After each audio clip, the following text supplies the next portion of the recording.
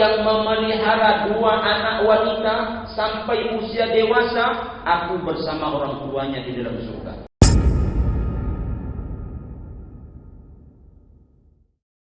Mari kita bersolawat kepada Nabi kita tercinta Nabi Muhammad sallallahu alaihi wasallam. Kita ucapkan Allahumma shalli ala Muhammad wa ala ali Muhammad. Dengan selalu bersolawat, insyaallah kita termasuk umatnya yang mendapatkan syafaat di hari kiamat nanti. Amin ya rabbal alamin. Tausiah kita pada kesempatan yang berlimpah barokah ini kita beri judul Masuk Surga Bersama Rasulullah sallallahu alaihi wasallam. Bapak Ibu jamaah saudaraku kekasih Allah yang berbahagia, kalau kita simak judul di atas, sepertinya sangat-sangat tinggi keinginan, cita-cita kita, yaitu ingin masuk surga bersama dengan Rasulullah sallallahu alaihi wasallam. Setinggi itukah cita-cita kita untuk urusan akhirat? Jawabannya benar. Karena ketika kita mempunyai cita-cita yang tinggi, apalagi ingin masuk surga bersama dengan Rasulullah sallallahu alaihi wasallam, ini akan memotivasi kita untuk meningkatkan amal ibadah. Apakah itu kuantitas terlebih kualitas? Karena dengan itulah cita-cita kita insyaallah akan jadi kenyataan. Tapi apabila cita-cita kita rendah, bahkan tak bercita-cita nak masuk ke dalam surga, maka seseorang akan malas dalam melakukan amal. Mungkin dia akan tinggalkan amal itu. Bapak Ibu jemaah, di dunia ini saja tinggi cita-cita kita. Kita ingin tanah, sawah, kita ingin kendaraan, kita ingin rumah mewah, macam-macam yang kita inginkan di atas dunia ini. Padahal jemaah, kalau semua pun tercapai, satu di antara 2 hal pasti terjadi. Kalau tidak dunia yang duluan meninggalkan kita, kitalah yang bakal akan meninggalkan dunia. Salah satu pasti terjadi, tapi kita tak peduli. Cita-cita kita tetap tinggi. Jangankan yang masih usia produktif, yang pensiun pun masih punya cita-cita. Udah 70 umurnya masih punya cita-cita. Udah 90 umurnya masih punya cita-cita. Boleh tak? Silakan. Tapi ingat, ada cita-cita kita yang paling tinggi, yaitu ingin bersama Nabi Muhammad SAW di dalam surga. Nah, apa amalan-amalan yang mesti kita lakukan? Yang pertama, kita mesti mencintai, mentaati dan menjadikan Rasulullah sebagai suri tauladan dalam hidup kita. Bapak Ibu jemaah, dalam kitab Mu'jam Al-Kabir riwayat Imam Tabarani dari Anas bin Malik radhiyallahu anhu, pada suatu ketika seorang laki-laki datang kepada Rasulullah SAW. Ya Rasulullah, aku tidak bisa apabila tidak melihat wajahmu walau sehari. Wajib bagiku melihat engkau setiap hari walau sebentar. Apabila aku tidak melihatmu, maka rindulah hatiku, ingin keluar nyawa ini dari tubuhku. Tapi ada satu yang terpikir olehku ya Rasulullah, di surga nanti pastilah aku tak bisa melihatmu, karena engkau sudah dijamin oleh Allah masuk surga, dan surga engkau surga yang paling tinggi. Sementara aku belum dapat jaminan. Kalaupun aku masuk surga, surga kita pastilah beda. Apa pertanyaan laki-laki tadi? Bisakah kita bersama-sama dalam surga ya Rasulullah? Rasul tak bisa jawab. Dan siapa yang menjawab pertanyaan laki-laki tadi, langsung dijawab oleh Allah Subhanahu wa taala. Apa ayatnya? Ayat 69 dalam surah An-Nisa. Wa may yuti'illaha wa rasul fa ulaika ma'al ladzina an'ama Allahu 'alaihim minan nabiyyin was-siddiqin wasyuhada was-shalihin wa hasuna ulaika rafiqa. Barang siapa yang mentaati Allah, mentaati Rasulullah, maka mereka bersama-sama dengan para nabi. Bersama di mana? Bukan di dunia. Di dunia tak mungkin lagi kita bisa bersama dengan Nabi. Dia telah wafat. Bersama yang Allah maksud adalah di dalam surga. Ada hadis yang lain. Hadis dari Abu Sa'id Al-Khudri riwayat Imam Tirmizi. Apa kata Rasulullah? Man ahya sunnati faqad ahabbani wa man ahabbani kana ma'i fil jannah. Siapa yang menghidupkan sunnahku berarti dia cinta kepadaku. Siapa yang mencintaiku bersama-sama pula dia di dalam surga. Bapak Ibu jemaah, mari kita belajar cinta kepada sahabat-sahabat. Bagaimana mereka mencintai Rasulullah sallallahu alaihi wasallam. Abu Bakar Siddiq radhiyallahu anhu. Abu Bakar Siddiq ketika penaklukan kota Mekah, ayahnya masuk Islam. Siapa nama ayahnya? Abu Quhafah. Apa kata Abu Quhafah? Wahai anak, ayah ingin masuk Islam. Bawa ayah kepada Nabi Muhammad supaya ayah dituntunkan 2 kalimat syahadat.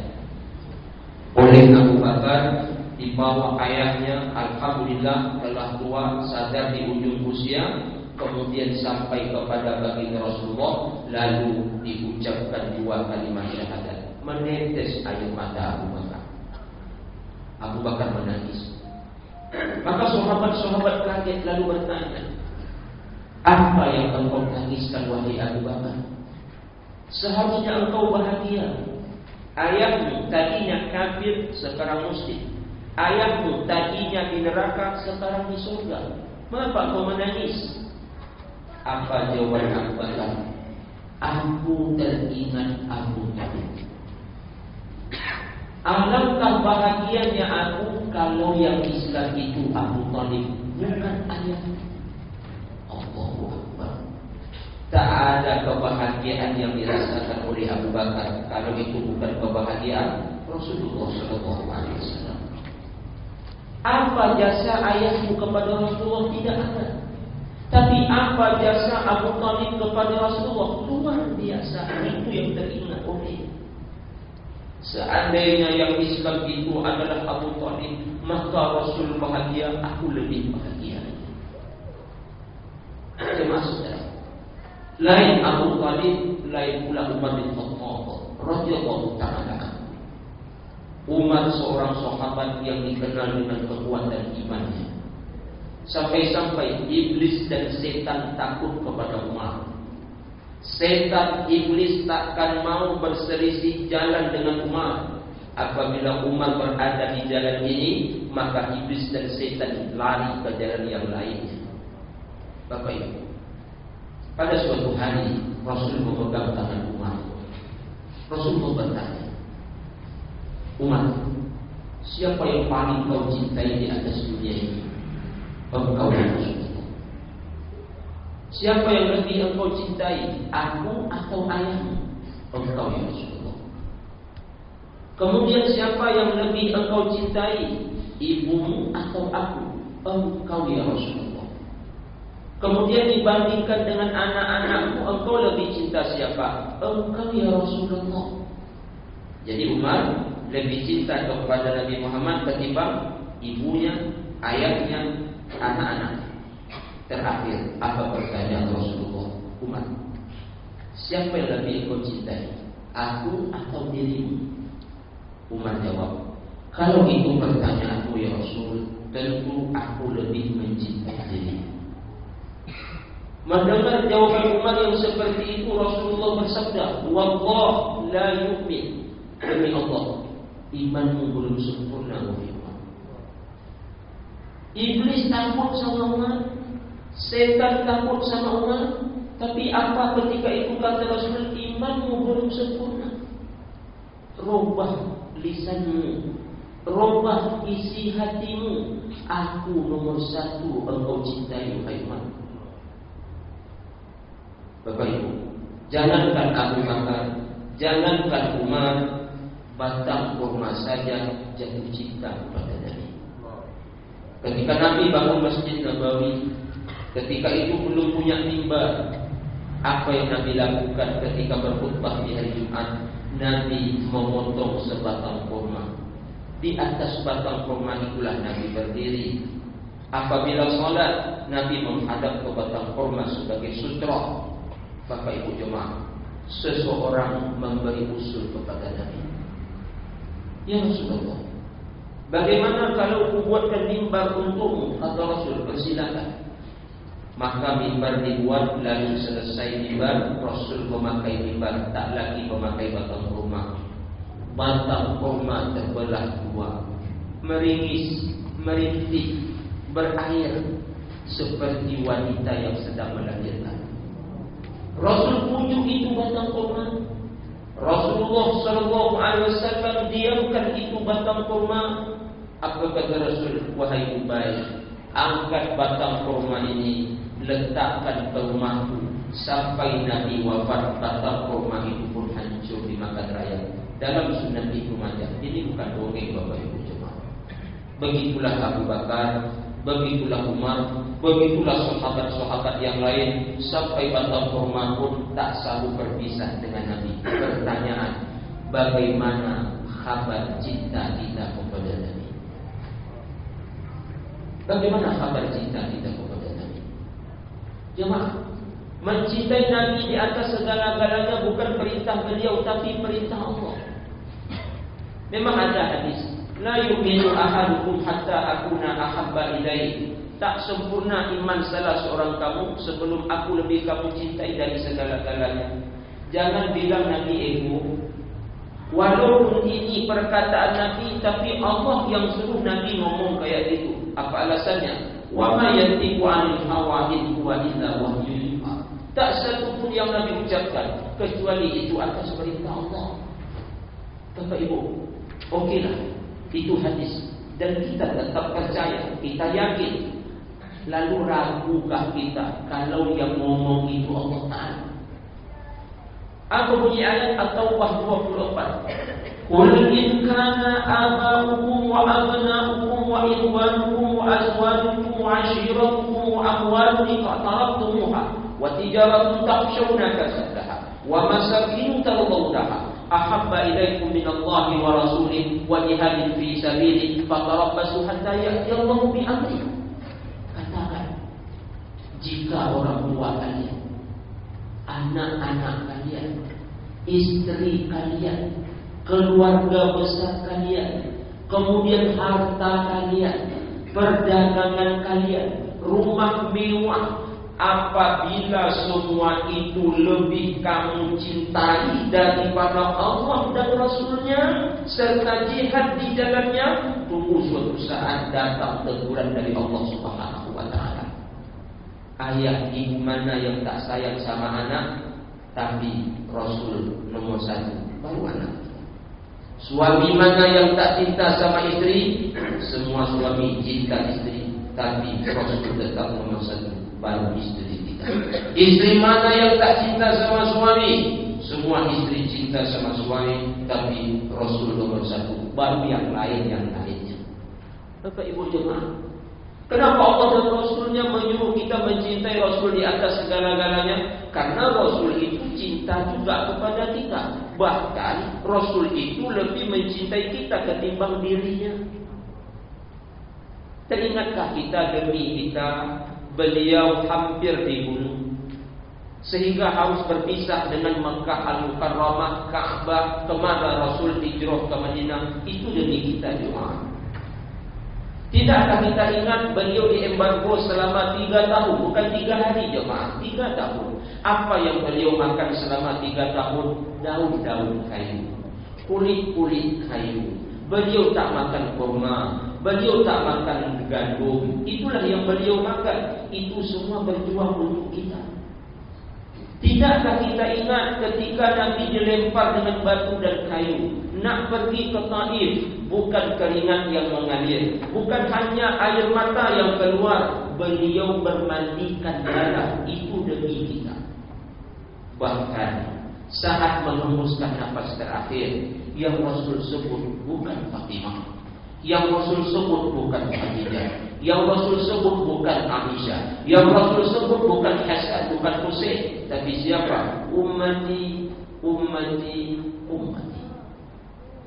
Bahkan ternyata cinta Rasul tak berakhir sampai di situ. Di akhirat cinta Rasul tak berubah kepada kita. Kita nanti berkumpul semua di padang mahsyar, tapi tak berkumpul seperti ini. Ini enak jemaah. Permadaninya tebal. Kita dalam bangunan, ada AC, dingin. Lalu bagaimana kita di padang mahsyar? Yahsyurun nas kufatan muratan ghurlan. Tak ada busana selai benang pun, tak ada alas kaki. Kita tanpa berbidat. Macam apa kita lahir dari rahim ibu, seperti itu kita lahir dari perut bumi. Matahari satu jengkal di atas kepala. Keringat keluar, ada yang direndam keringat sampai tumitnya, ada yang direndam keringat sampai lututnya, ada yang direndam keringat sampai kedua pundaknya, ada yang tenggelam oleh karena keringatnya jemaah. Kita butuh pertolongan. Istri tak bisa tolong, suami tak bisa tolong, jabatan apatah lagi jemaah, harta tak ada, dah habis semua. Kita datang kepada Nabi Adam alaihissalam. Mengapa kita datang kepada Nabi Adam? Supaya Adam perhatikan nasib kita. Adam ternyata tak bisa tolong. Kita pergi kepada Nabi Nuh alaihissalam, Nuh tak bisa tolong. Kita pergi kepada Nabi Ibrahim alaihissalam.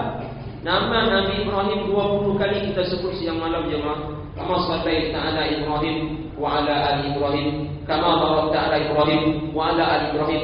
4 kali 5, 20 sehari semalam. Kali seumur hidup berapa kali kita sebut Ibrahim tak bisa tolong jemaah. Kita pergi kepada Nabi Musa tak bisa tolong kita. Kita pergi kepada Nabi Isa tak bisa tolong kita. Siapa yang bisa tolong kita? Muhammad sallallahu alaihi wasallam. Bapak Ibu jemaah saudaraku kasih Allah, ini amalan pertama. Ingin masuk surga bersama Rasul, maka kita mesti cinta, taat dan menjadikan beliau sebagai suri tauladan. Amalan yang kedua, perbanyaklah salat sunat.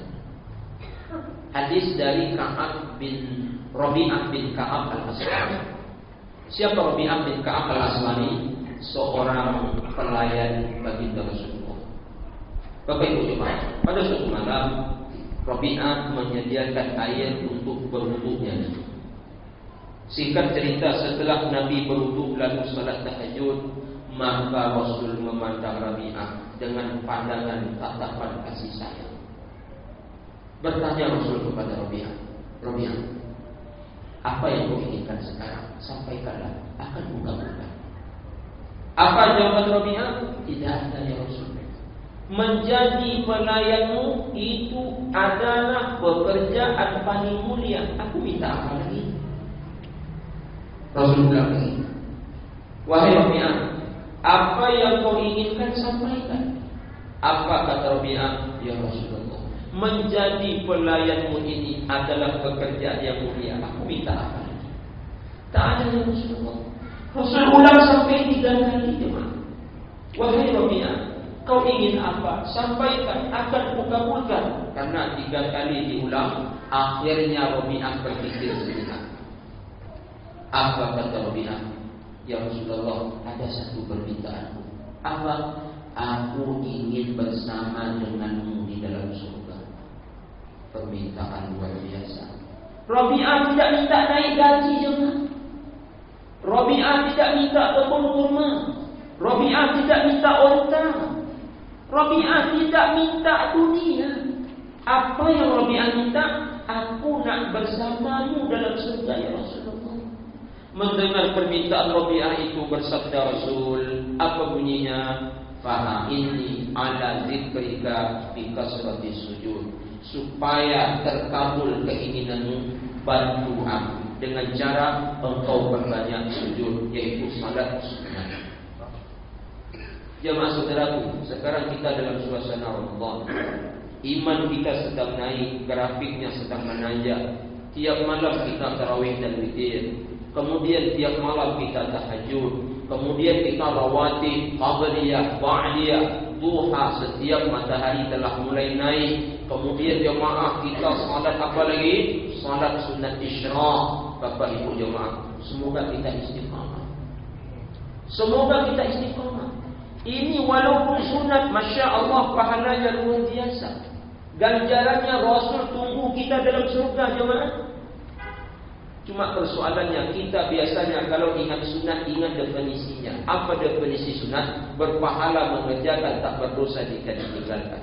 Yang kita ingat dan yang paling kita hafal dari tengah ke ujung, tak berdosanya. Sehingga ketika nak solat sunat terbayang definisi, tak berdosa ditinggalkan.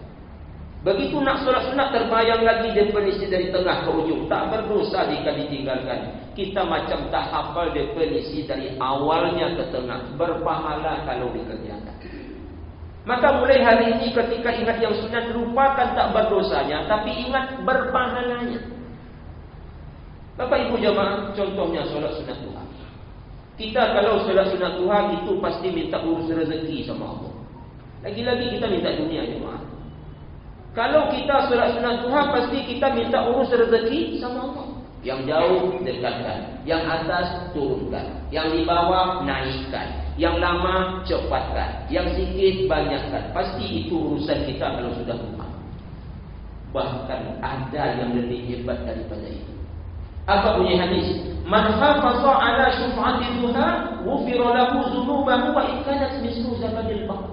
Siapa yang rajin salat sunat duha, Allah ampuni dosanya walau sebanyak buih di lautan. Allahu akbar. Kenapa Rasul tak bilang seperti kayu di hutan? Kayu itu besar jemaah. Datang angin kencang dia belum tentu tumbang. Tapi Rasul sebut buih. Bagaimana buih? Ditiup angin sikit pun dia hancur berantakan. Begitu dosa kita di mata Allah. Kecil, ringan. Manakala kita salat sunat duha. Bapak Ibu jemaah, salat sunat rawatib. Kata Rasulullah, man sabara ala sinatai asyara raka'atan manallahu lahu baitan fil jannah. Siapa yang rajin salat sunat 12 rakaat, Allah bangun mahligai untuknya dalam surga. Ada developer datang ke tempat kita, dia sodorkan brosur yang begitu banyak. Ada ukuran tipe 45, ada ukuran 36 perumahan itu. Mana lokasinya? Di tepi hutan jemaah. Karena kita butuh rumah, kita beli rumah tadi. Berapa DP-nya? 12 juta. Berapa per bulan? 500 ribu. Berapa tahun? 15 tahun. Bertungkus lumus beras keringat banting tulang cari uang untuk bayar DP jemaah. Kemudian 500 ribu kita cari setiap bulan selama 15 tahun. Padahal bahan bangunannya bata. Atapnya asbes. Lokasinya di pinggir-pinggir. Takkah kita mau tinggal di dalam rumah developernya Allah Ta'ala? Kemudian kawasannya surga, bahan bangunannya intan permata. Takkah kita mau? DP-nya salat wajib 5 waktu, jangan tinggalkan. Angsurannya dengan cara salat sunat rawatib, murah meriah. Bapak Ibu jemaah, singkat cerita apapun salat sunat, istiqamahlah seperti istiqamahnya kita bulan Ramadan ini. Apa amalan yang ketiga? Perbaiki akhlak. Apa bunyi hadis? Inna min ahabbikum ilayya wa aqrabikum min majlisin yaumil qiyamah ahsanukum akhlaqan. Sampai jam berapa? Kata Rasulullah, siapa orang yang paling kucintai dan orang yang paling dekat denganku di surga pada hari kiamat, kata Rasulullah, adalah yang baik akhlak. Jemaah, ada seorang dia ahli tahajud. Kemudian di samping ahli tahajud, dia juga ahli puasa. Luar biasa. Malam tak tidur, siang tak makan. Kenapa dia tak tidur malam? Bermunajat kepada Allah. Kenapa dia tak makan siang? Berpuasa. Ada seseorang berakhlak mulia, maka akhlak mulia tadi satu level dengan orang yang rajin tahajud dan rajin puasa. Apa bunyi hadis? Innal mu'mina la yudriku bihusni khuluqihi sha'imun nahar wa qiyamul lail. Seorang mukmin apabila punya akhlak yang mulia, maka dia bisa menyaingi ahli tahajud dan ahli puasa. Syukur-syukur kita ahli tahajud, kita ahli puasa, punya akhlak mulia. Bahagialah, Rasul tunggu kita dalam surga. Rasul tunggu kita dalam surga. Kaum muslimin, kita nanti ditimbang oleh Allah. Kita ditimbang, apalagi amal kita aja ditimbang. Mengapa kita ditimbang oleh Allah Subhanahu wa taala? Allah nak bilang sama kita, tubuhmu yang kamu jaga dulu ketika di dunia itu tidak sampai seharga sayapnya. Padahal bukan main kita jaga-jaga di dunia. Kita betul-betul seleksi apa yang kita makan. Kalau ini dimakan naik badan nanti. Kalau ini yang dimakan turun berat badan. Begitulah kita jemaah sayangnya dengan tubuh. Ternyata di akhirat begitu Allah timbang tak sampai sayap seekor nyamuk jemaah. Nah, kalau badan kita saja ditimbang, tentu amal juga ditimbang. Fa'amma man saqulat mawazinu fahuwa fi 'ishatir radiyah. Lalu apa yang membuat timbangan amal semakin berat? Akhlak. Aku punya hadis dari Abu Darda riwayat Imam Tirmizi. Ma min syai'in asqalu fi mizan 'amali yaumil qiyamah min husnil khuluq. Yang membuat beratnya timbangan seorang hamba di akhirat adalah akhlaknya. Maka berakhlak. Bahkan dalam hadis yang lain dari Ibnu Abbas riwayat Imam Tirmizi, apa kata Rasul? Ala ukhbirukum biman tuharrimu alaihin nar. Maukah kalian aku tunjukkan sifat-sifat yang apabila kalian miliki, kalian haram disentuh oleh api neraka. Api neraka tak sentuh kita jemaah, manakala kita punya 4 sifat ini. Berkata sahabat, qalu iya ya Rasulullah, bala ya Rasulullah, kami ingin tahu apa 4 sifat itu. Ala kulli hayyin layyin qaribin sahli. Kamu rendah hati. Kemudian berlunak lembutlah. Setelah itu berikan pertolongan kepada orang dan bersifat akrablah. Rendah hati, lemah lembut, suka membantu, ramah tamah. Sifat 4 ini akhlak yang mulia. Manakala kita miliki, Allah haramkan tubuh ini disentuh oleh api neraka. Jemaah saudaraku, apa amalan berikut? Menyantuni anak yatim. Apa pula bunyi hadis? Ana wa kafilul yatim fil jannah hakaza wa asyara bis sababati wal usta. Kata Rasulullah. Ini hadis riwayat Imam Bukhari. Aku dengan si penyantun anak yatim dalam surga nanti dekat. Seperti apa dekatnya jari tengah dengan jari telunjuk. Jadi kehadiran anak-anak yatim di tengah-tengah kita ini barakah buat kita. Jangan resah, jangan gelisah, jangan gundah, jangan gelana. Kok banyak betul anak yatim ini. Bikin susah kita, nakal-nakal pula lagi. Jangan pernah berpikiran seperti itu. Gara-gara mereka kita bisa masuk surga bersama Rasul dengan syarat santuni mereka. Mereka yatim, bukan maknya jemaah, anaknya. Karena kadang-kadang ada orang santuni anaknya yang ditembak maknya. Ini tak ikhlas orang seperti ini. Ada orang seperti itu. Murni total niatnya membantu anaknya, bukan bantu anak yang dididik emaknya.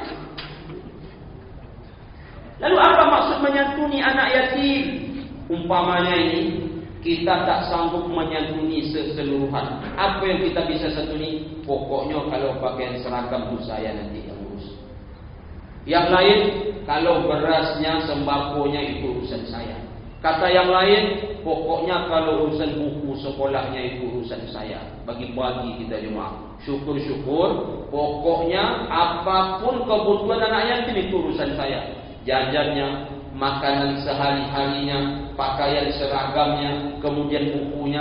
Masya Allah, kalau kita macam ini, Rasul tunggu kita dalam surga jemaah. Bahkan jangankan menyantuni anak yatim, menyapu kepala anak yatim saja jemaah itu berpahala. Imsah ra'sal yatim, sapu kepala anak yatim. Betapa banyak barokah seperti rambut-rambut yang ada di kepala. Kalau tak ada rambut, Ustaz, ya anggap ada rambut aja. Bapak Ibu jemaah, tapi ingat, menyapu ini opsi terakhir. Nak beli jajan, awak tak punya duit. Nak tanggung SPP, kita saja nak nunggak SPP. Nak beli beras, anak kita aja belum makan. Paling tidak, tak bisa semua itu sapu kepala. Tapi kalau bisa yang tadi lalu pilih sapu, tak boleh jemaah. Nampak nak yakin? Sini dulu. Anak tu cepat datang, rasa-rasa dapat uang. Sampai ke kita sapu kepalanya. Apabila tu ke sana ya. Ingat, sapu ni tak bisa beri yang lain, cuma sapu je yang bisa. Jangan nanti mentang-mentang nyapu dapat berokah, sapu. Aku kubur rambut anak yatim tu yang kaum muslimin, kaum muslimat, saudaraku kasih Allah. Lalu apa amalan berikut? Amalan berikut adalah memelihara anak-anak wanita. Aku punya hadis. Man 'ala jariyataini hatta tablugha dakhaltu ana wa huwa fil jannah kahtain. Siapa yang memelihara dua anak wanita sampai usia dewasa, aku bersama orang tuanya di dalam surga. Bahagialah Bapak Ibu yang punya anak wanita. Dalam riwayat yang lain sahabat bertanya, bagaimana satu anak ya Rasul? Satu anak ya juga. Bahagialah yang punya anak wanita. Ustaz, anak saya laki-laki semua Ustaz. Tak bisa jemaah. Anak Ustaz wanita. Lalu bagaimana cara Ustaz kalau anak kita laki-laki semua, tambah orang rumah? Semua dapat anak wanita. Dan tujuan kita baik. Saya rasa itu ibu sedih. Asal dibawa dia sama-sama nanti. Bapak Ibu jemaah sekalian. Orang kampung kami di Bengkalis sana, itu kalau punya anak wanita banyak, senang hati dia. Tapi bukan hadis tadi yang membuat dia senang. Apa yang membuat dia senang? Yaitu apabila ada laki-laki yang melamar anaknya, lalu dia terima, nanti nak menikah diantar uang belanja. Pasarannya sekarang 30 juta. Lalu apa kata istrinya? Mantap kita ya bang, 5 anak perempuan semua. Abang kali aja dah 5 kali 30. Itu yang dia pikirkan. Bukan surga tadi, uang masuk. Di zaman saya saja jemaah, ini kita memori sedikit. Di zaman saya saja 20 juta. Saya tinggal di masjid, nyapu lantai, bersih WC, jadi imam. Gaji sebulan 75.000. Kalau 75.000 sebulan, setahun berapa ya? Lalu bagaimana saya nak punya istri yang mau dibeli 20 juta harganya? Maka saya jauh-jauh cari istri ke Padang Pariaman, agak murah. Bahkan hampir nak beli lagi. Bapak Ibu jemaah saudaraku kasih Allah yang berbahagia. Lalu kenapa anak wanita? Karena anak wanita ekstra hati-hati kita memeliharanya. Tak sama dengan anak laki-laki. Anak laki-laki mohon maaf, kita kasih kain sarung gajah tegak dah aman kita. Apalagi gajah itu. Karena auratnya cuma dari pusat sampai lutut. Pergi dia tarawih ke masjid Raudhatul Aminin pakai sarung selembar, sah tidak? Sah. Auratnya sudah tertutup, tapi tidak anak wanita. Anak wanita seluruh tubuhnya aurat kecuali muka dan telapak tangan. Bahkan ada pendapat lain mukanya pun ditutup jemaah. Ini berat. Jangankan pergi ke pasar, ke mall, ke kampus, angkat jemuran depan rumah wajib terbungkus. Bisakah ayah bunda membuat anak wanitanya seperti ini? Mak, berat ni Pak Ustaz, tapi saya usahakan. Bisa, bisa. Rasul menunggumu di surga. Apa dalilnya? Surah Al-Ahzab 59. Ya ayuhan Nabi, qul li azwajika wa banatika wa nisa'il mu'minin yudnina 'alaihinna min jalabibi. Wahai Nabi, sampaikan kepada istrimu, anak-anak wanitamu, apa yang nak disampaikan? Suruh mereka pakai jilbab, tutup tubuh mereka. Bisa ayah bunda membuat anak gadisnya terbungkus sampai usia dewasa. Setelah berlaki, urusan lakinya lagi itu jemaah. Bahagialah Rasul tunggu kita di surga sampai dewasa saja. Setelah berlaki, itu urusan lakinya. InsyaAllah. Bapak Ibu jemaah saudara. Lalu kenapa anak wanita? urusan pergaulannya juga yang prihatin kita adalah anak wanita. Anak laki-laki bukan berarti tak prihatin juga, tapi beda. Ini contoh. Anak laki-laki kita bilang, ya apa nak, saya pergi ke rumah kawan, mungkin tidur di situ sekalian, besok pagi kita paling-paling menung sikit. Ayalah, hati-hati ya, besok pulang. Tapi kalau anak wanita, ya saya pergi ke rumah kawan ya, besok pagi pulang. Oh, padahal sama-sama anak, ungkapannya sama-sama, tapi beda kan jemaah? Beda. Kalau ayahnya izinkan pergilah nak, ini ayahnya dipertanyakan. Berbeda. Contohnya lagi, maaf, kalau naik sepeda motor, mereka bonceng dua-duaan. Maaf cakap lagi, yang geli kita nengoknya siapa? Wanita, bukan lelaki. Kita saja jemaah udah 3 anak.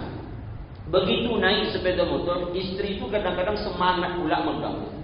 Kita bilang, jangan orang ramai mal bawa, sikit aja pegang. Punya anak udah sah, padahal berpahala tu jemaah. Ada juga rasa malunya, semangat kali sikit aja. Jemaah ramai bawa. Tapi kalau tak ada orang nanti apa dulu. Tapi ada anak wanita kita belum nikah, apalagi punya anak, ngurus surat nikahnya belum. Coba tengok mereka di atas sepeda motor. Na'udzubillah. Begini pegangnya. Padahal lari sepeda motor cuma 20 km. Pegangnya macam 150.000 km. Makanya Vespa tak keluar lagi. Apa sebab? Tempat duduknya 2, depan 1, belakang 1. Apa kata orang Jepang? Vespa tak boleh produksi.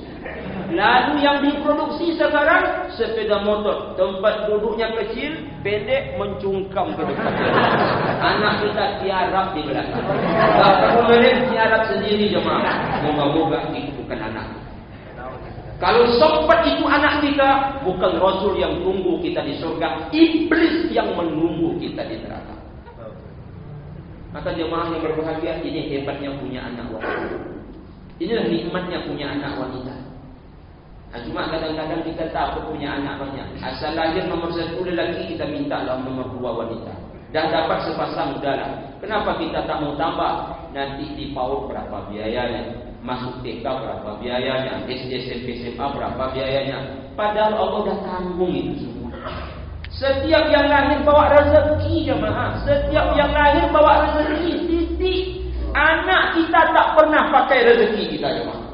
Cuma rezeki dia numpang ke kita. Kita yang memanage. Yang dia pakai jajan rezeki dia. Yang dia pakai sekolah rezeki dia. Cuma kadang-kadang belum terjadi, kita dah risau duluan. Anak tak makan rezeki kita titik.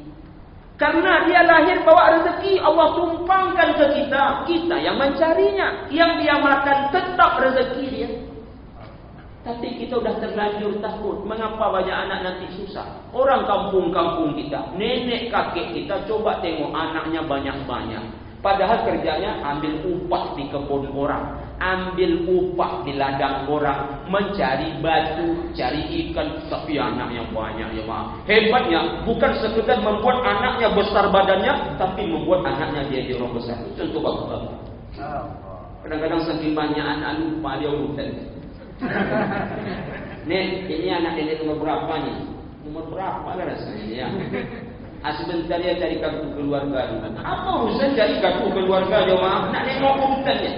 Kartu keluarga tak dapat, entah mana tersimpan. Apa kata nenek tadi? Entah nomor 13 dan nomor 15. Nomor 14 mana? Kalau nomor 14 hafal betul saya mak. Iya. Oh begitu dahsyat. Apa amal berikut? Memperbanyak doa. Apa bunyi doanya? Hadis riwayat Imam Ahmad. Allahumma inni as'aluka imanan la yartad wa murafaqatan Muhammad fi a'lil jannah. Ya Allah, aku minta kepadamu iman yang kokoh dan aku janganlah sampai murtad, dan aku minta kepadamu bersama Nabi Muhammad sallallahu alaihi wasallam di dalam surga. Bapak Ibu jemaah, cintai Rasulullah. Salat sunat jangan ditinggalkan. Kemudian setelah itu kita perbaiki akhlak. Kemudian kita pelihara anak-anak yatim. Kemudian jemaah kita pelihara anak-anak wanita kita. Lalu kita perbanyak doa, dan yang terakhir banyak-banyak berselawat, maka amal-amal ini mengantarkan kita ke dalam surga insyaallah bersama dengan Rasulullah sallallahu alaihi wasallam. Semoga tausiah yang sangat-sangat singkat ini bermanfaat dan terlebih hendaknya dari Allah Subhanahu wa taala. Terima kasih atas segala perhatian. Mohon maaf jika ada kekurangan. Subhanallah wa bihamdika asyhadu an la ilaha illa anta astaghfiruka wa atubu ilaik. Assalamualaikum warahmatullahi wabarakatuh.